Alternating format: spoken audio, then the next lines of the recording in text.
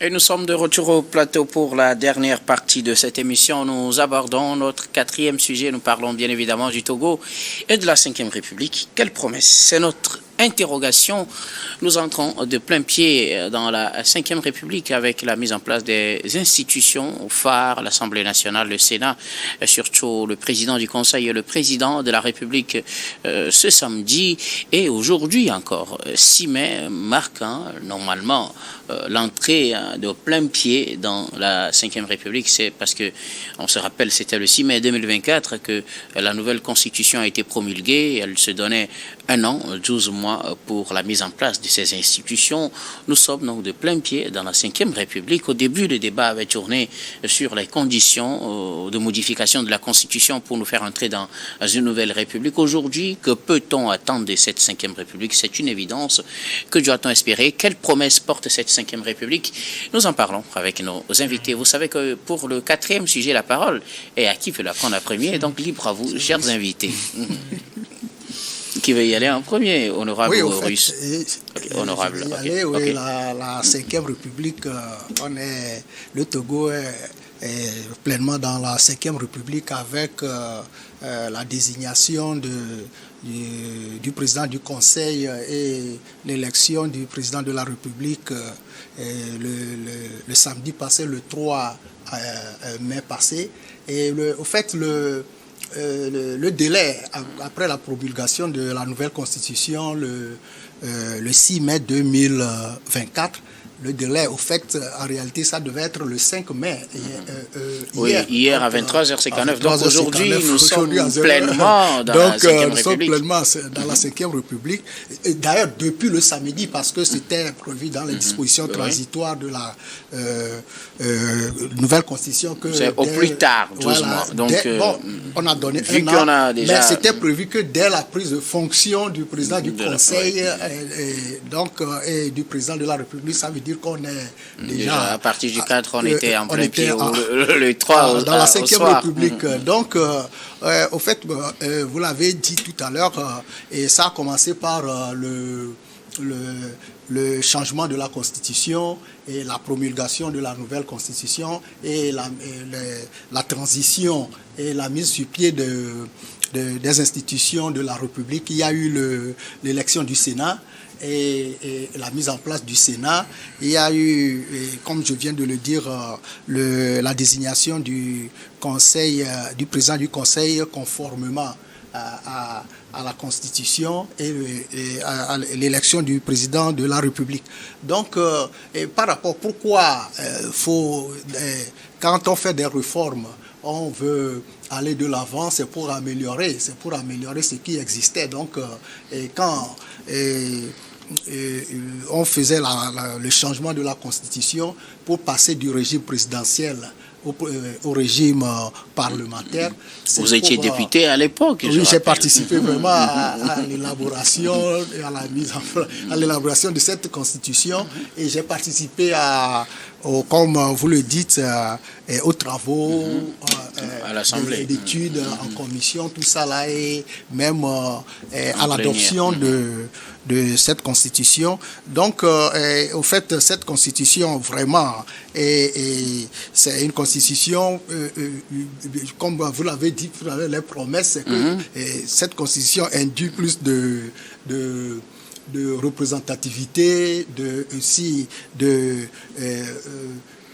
redevabilité et de transparence et de responsabilité dans la gestion du pays. Donc, actuellement, nous avons 2 chambres, la chambre, l'Assemblée nationale et le Sénat. Et donc, les ministres, en commençant d'abord par le chef de l'exécutif, le chef du gouvernement, le président du conseil, il est obligé, je dis que le pouvoir de l'Assemblée nationale est plus soutenu parce que le président du conseil doit rendre compte périodiquement à l'Assemblée nationale. Et l'Assemblée nationale a le pouvoir de le révoquer. Et comme lui aussi, il a le pouvoir. Il peut dissoudre l'Assemblée et peut appeler le peuple à une à des de nouvelles élections législatives. Et aussi, et quand on parle de plus de représentativité des citoyens, vous savez, maintenant le président de la République, qui est le chef de l'État, il est élu par le Congrès. Le Congrès, qui est l'Assemblée nationale, et le Sénat réunis. Et le Sénat lui-même émane des conseillers municipaux et des conseillers régionaux. Et aussi et aussi des sénateurs nommés. Est-ce que des sénateurs nommés qui par le président du Conseil, qui lui-même émane de l'Assemblée nationale, des députés, qui sont aussi élus par le peuple. Donc vous voyez que le peuple est toujours au centre de ces institutions-là.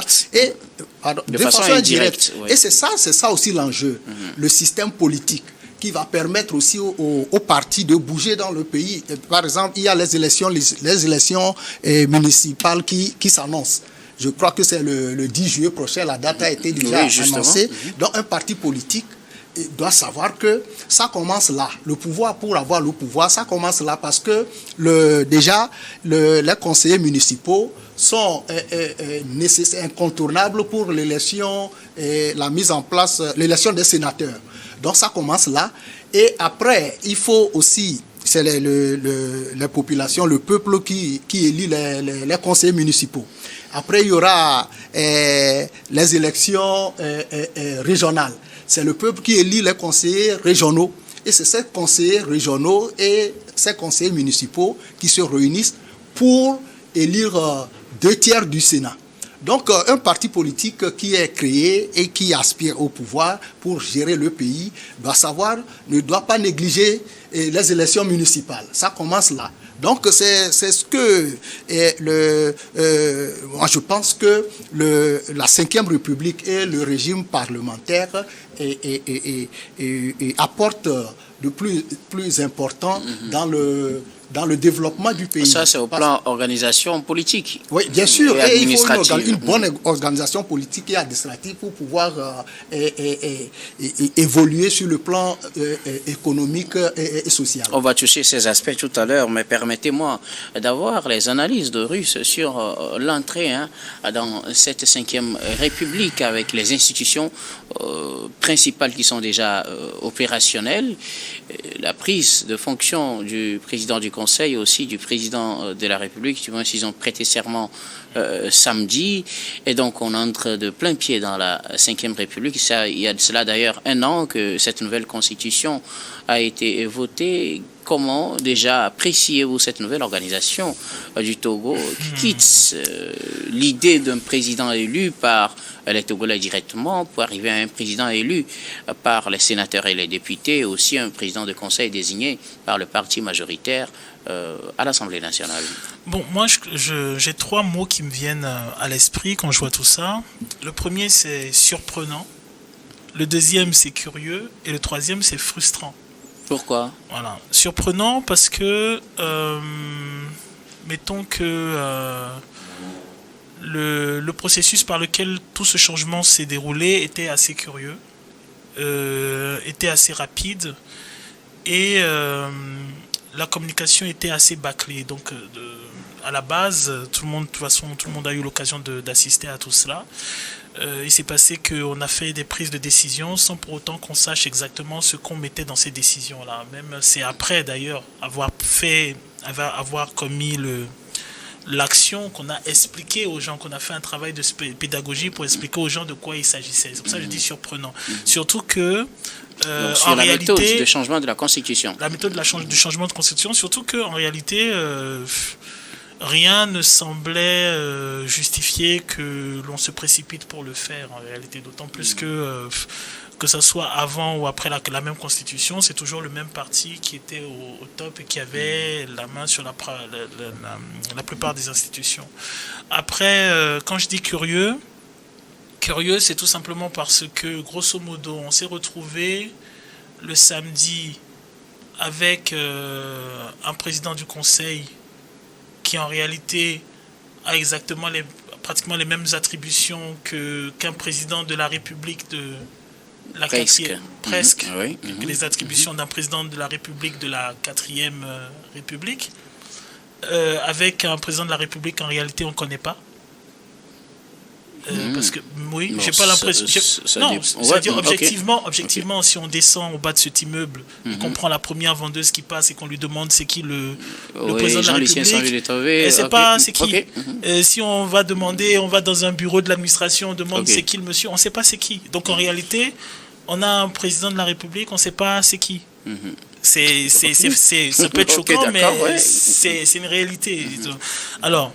Donc, c'est un phénomène assez curieux. Et puis après, on nous dit le passage de la 4e République à la 5e République donne un peu plus de représentativité. C'est assez curieux parce que avant on avait un président, on avait un premier ministre et on avait un gouvernement. Bon, là maintenant on est en 5e République. On a un président du Conseil qui a les mêmes attributions, presque les mêmes attributions que d'un président de la République. On n'a plus de Premier ministre et directement on a un Conseil des ministres. C'est-à-dire on a des ministres. Donc en réalité c'est beaucoup plus direct. Il y a, si vous voulez, un renforcement des pouvoirs qui ne dit pas son nom d'une certaine manière. C'est-à-dire que avant il y avait au moins l'entremise d'un Premier ministre. Maintenant il n'existe plus. On a une transmission directe des ordres et ainsi de suite. Donc, ça donne l'impression d'un renforcement. C'est beaucoup plus fort. Beausoleil l'a dit, ce sera maintenant fort. Devant les députés qui... Alors, mais justement, d'où ça vient? Je viens au troisième point qui est celui de la frustration. Oui. Ben, la frustration, c'est qu'avant, moi, je me présente dans un bureau de vote pour qu'on me fasse ma carte. Et lorsque je vais voter pour les députés, pour le maire ou les conseillers municipaux et pour le président de la République. Donc j'ai le choix de voir, quand je vois les personnalités, celles auxquelles je suis le plus sensible, le programme et ainsi de suite. Là, en réalité, je suis dans un nouveau système où je délègue. Ça veut dire que je vais avoir un maire, je vais avoir des candidats à la députation qui vont me dire voilà ce que nous vous proposons. Je vais voter, très souvent on vote pour des personnes que l'on ne connaît pas. Parce que si vous descendez au bas de cet immeuble et que vous demandez aux personnes quel est le nom de leur maire ou quel est le nom de leur député, ils ne savent pas c'est qui. Donc fondamentalement, ils votent pour un parti. Une étiquette. Donc là, je vote pour des gens qui vont me représenter. Je ne les connais pas spécifiquement, je ne connais pas leur... D'ailleurs, c'est là où on revient avec l'histoire de Mahamat. Je ne connais pas leur état financier, je n'en sais pas. Ce sont des gens qui sont cooptés par leur parti. C'est le parti qui me dit, voilà, c'est telle personne. Et ensuite, moi, je les vote pour des choses spécifiques. C'est-à-dire, voilà, on m'a dit, le député, ses attributions, c'est ceci, c'est ceci, c'est ceci. Donc, je vote pour ce type d'attribution. Le conseiller municipal, c'est à peu près la même chose. Je vote pour ce type d'attribution. Donc, lorsque je délègue, moi, ma voix, et que peut-être 1 an, 2 ans, 3 ans plus tard, la personne à qui j'ai délégué ma voix, elle fait son choix, qui, lui, n'est peut-être pas en adéquation avec le mien, moi, je me sens frustré. Parce que, oui, si, par exemple, je prends, par exemple, le cas de l'honorable Beausoleil, oui, bien sûr, moi, j'ai voté pour le député Beausoleil. On est d'accord. Ça ne veut pas dire que moi, je vote pour celui à qui il vote pour l'élection. C'est que son choix n'est pas forcément le vote. Son choix n'est pas forcément. Donc, moi, on m'a retiré la capacité de choisir celui que je voulais choisir. Et c'est ce qui frustre. Et c'est frustrant. Parce que avant, oui, moi, j'ai des candidats, ils sont présidents. Je viens, je m'avance, je vote pour mon choix. Maintenant, ce qui se passe, c'est que moi, je vote pour quelqu'un. Et cette personne, elle fait son choix. Et je n'ai pas la capacité de lui dire « Non, je ne suis pas d'accord avec ton choix. » Parce qu'on va me dire « Non, en fait, tu n'as plus le droit de revendiquer. Il est ton représentant. » Donc, il y a une frustration. Il y a quelque chose qui ne va pas dans le terme représentativité. Voilà. Merci beaucoup.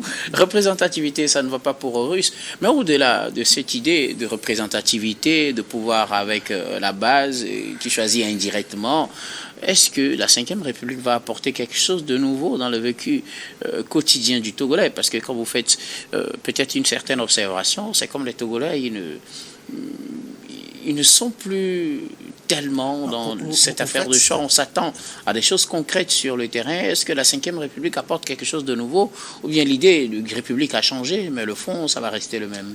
En fait, c'est si on dit, par exemple, comme Horace vient de le dire, et que si on était dans l'ancien système, c'est le parti UNIR qui avait la majorité, mais même si dans le nouveau système, c'est le parti UNIR qui a toujours la majorité. Mais c'est justement lorsque le parti UNIR décide de passer ou de proposer un autre système politique, c'est dans l'objectif d'évoluer. Sinon, il pouvait être dans le laxisme. Mais le verre est dans le fruit. Oui. Il est dans la phrase que vous venez de dire. Vous dites le parti UNIR a la majorité et donc le parti UNIR propose. Alors que nous sommes une république, ça devrait être un ensemble de partis qui proposent. Non, en fait, non. La Constitution est claire. Donc, ça se joue. C'est ce que je dis. Vous l'avez si bien dit tout à l'heure que quand vous prenez votre carte d'électeur, vous votez. Vous votez pour les députés, vous votez pour quelqu'un, mais au finish, vous votez pour une majorité, pour que on puisse, les personnes pour qui vous votez, puissent avoir un pouvoir donné pour pouvoir gérer le pays. Donc, c'est pourquoi je dis, je voudrais d'abord revenir sur certaines idées reçues qui ont circulé. Par exemple, vous venez de le souligner que le changement de la Constitution a été précipité, brusque, tout ça là. Non, ce n'est pas du tout ça. Je vais donner des exemples précis et par exemple certaines précisions. On était en décembre 2023 où on devait clôturer la troisième session de l'année 2023. Et là, la présidente de l'Assemblée nationale a annoncé en décembre 2023 qu'il y a un groupe de députés, conformément aux dispositions de la Constitution, qui a déposé une proposition de loi, modification de la Constitution. Déjà en décembre, les gens étaient déjà au courant qu'il y a quelque chose. À la reprise, on devait avoir cette loi-là sur la table de l'Assemblée nationale. Et maintenant, en avril, cette loi a été, je crois, déjà en mars, et a été proposée pour étude et adoption. Donc, au cours de l'étude de cette loi, même des gens, il y a tous les acteurs politiques ont fait des spéculations, des gens qui disaient que les tests proposaient des dispositions qui n'existaient même pas dans le test. Donc, en mars, on a commencé l'étude de ces tests-là, et avec des propositions, des gens qui s'immisçaient qui envoyaient même des propositions, des gens qui étaient déjà contre certaines dispositions qu'ils n'avaient même pas vues. Donc, l'étude se faisait, et c'est une disposition légale, l'étude des lois au Togo se fait à huis clos. Donc, la loi a été étudiée, et c'est en plénière que la loi a été vraiment analysée et adoptée. Donc, la plénière est quand même publique. Et la plénière a été annoncée d'avance. Ça s'annonce d'avance. Même déjà la veille, tous les médias d'État et même les médias privés l'annoncent. La présidente, le communiqué qui invite les députés à la séance plénière, ça a été fait. Donc la séance a commencé à 9h. Le matin pour étudier adoption. Rapidement, venir au commerce. Je vais aboutir à quelque chose. Et on a fait cette séance plénière était publique. Les journalistes étaient là et tous. On a étudié la loi jusqu'à ce que les débats ont continué jusqu'à l'adoption la nuit.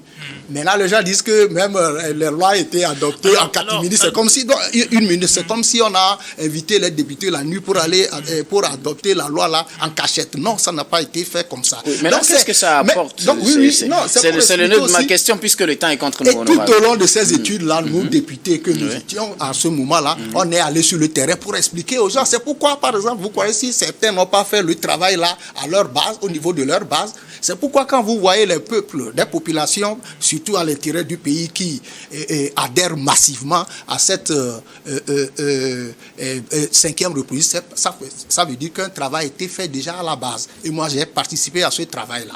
Donc maintenant, au niveau de ce qui... Quelle promesse pour la Constitution, en réalité, moi je le dis, ça m'engage, la Constitution n'apporte pas des promesses, ne vont pas améliorer la situation individuelle des citoyens. C'est les programmes du gouvernement et du travail des citoyens qui amènent qui apportent l'évolution au niveau du pays. Donc la Constitution, vous l'avez dit tout à l'heure quand je faisais mon analyse, que c'est une organisation au niveau politique et au niveau administratif. Maintenant, le programme du gouvernement, les partis qui vont vers le peuple pour solliciter leur suffrage, il faut voir leur programme. Et c'est ces programmes-là qui sont déroulés. Et l'intérêt du régime parlementaire, c'est qu'au fur et à mesure que ces partis politiques, ou bien le gouvernement gère le pays, il rend automatiquement compte à l'Assemblée nationale et au Sénat, qui a des prérogatives d'interpeller ce gouvernement-là pour rendre compte. Donc c'est ça, et c'est les avantages à ce niveau qu'il y a à l'avantage. Il y a aussi un changement, mais comme tu dis qu'il n'y a pas le temps, il y a beaucoup de choses. Alors là, par exemple, j'estime que non, vous nous avez parlé du mécanisme.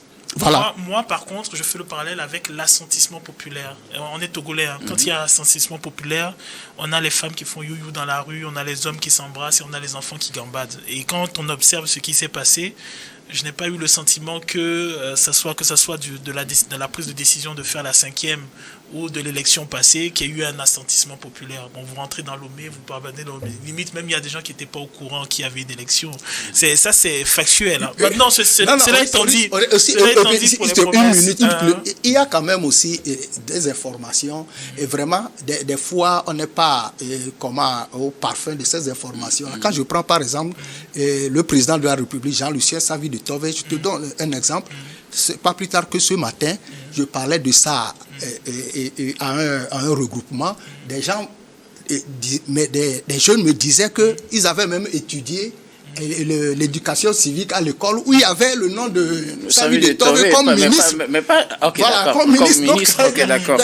C'est une personnalité qui est bien connue pour avoir occupé, c'est un acteur politique, donc qui a occupé des postes de responsabilité dans ce pays. Donc c'est pour vous dire que, comme vous venez de le dire, que vous n'avez pas senti dans certaines... Donc dans d'autres là, quand même, il y a quand même ces informations-là qui passent, qui circulent. Et l'exemple du président de la République. Pour la question de la qui est bien connu.